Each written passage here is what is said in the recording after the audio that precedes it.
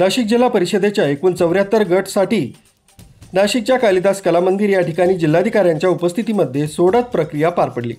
जिल्हाधिकारी आयुष प्रसाद यांच्या उपस्थितीमध्ये सोडत प्रक्रिया पार पडली असून जिल्हा परिषदेच्या निवडणुकीला आजपासून खरी सुरुवात होणार आहे। आजच्या जिल्हा परिषद सोडत प्रक्रियेकडे संपूर्ण जिल्ह्यातल्या इच्छुकांचं लक्ष लागून होतं। 37 गट हे महिलांसाठी आरक्षित झालेले आहेत। यामध्ये 10 ओबीसी महिला प्रवर्गासाठी, सर्वसाधारण 9, अनुसूचित जमाती महिला प्रवर्गासाठी 15 आणि अनुसूचित जाती महिला प्रवर्गासाठी 3 गट आरक्षित झाले आहेत।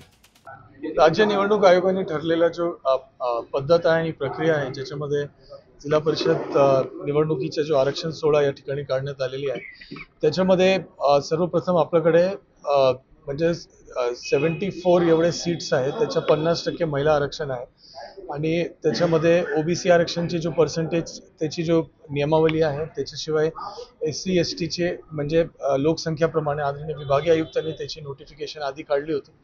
तर याच्यामध्ये पाच प्रकारचे जो आरक्षण काढण्यासाठी चिठ्ठी काढण्यात आले, त्याच्यासाठी जो काही नियमावली आहे राज्य निवडणूक आयोगाने दिलेलं त्याप्रमाणे व्यवस्थितपणे आज दुपारी 12 वाजेपासून सुरू झाले आणि सुमारे 1.5 तासामध्ये या पूर्ण आरक्षण सोहळा नियमित पद्धतीमध्ये काढण्यात आला।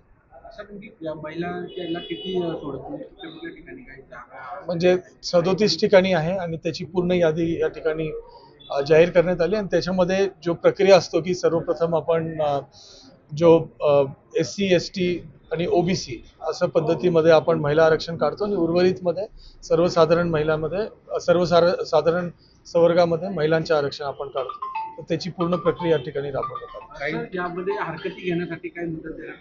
हरकती देण्यासाठी राज्य निवडणूक आयोगाने जाहीर केलेले जो वेळापत्रक आहे त्याच्यामध्ये त्याच्या पुढच्या टप्प्यामध्ये हरकती घेण्यासाठी हे आहे। आज जो आपण आरक्षण काढलेलं आहे त्याच्या उद्या गॅझेटमध्ये त्याची म्हणजे पब्लिकेशन होईल आणि त्या झाल्यानंतर हरकतीचा वेळ सुरू होईल। न्यूज ब्युरो, सक्षम पोलीस टाइम्स, न्यूज 112, नाशिक।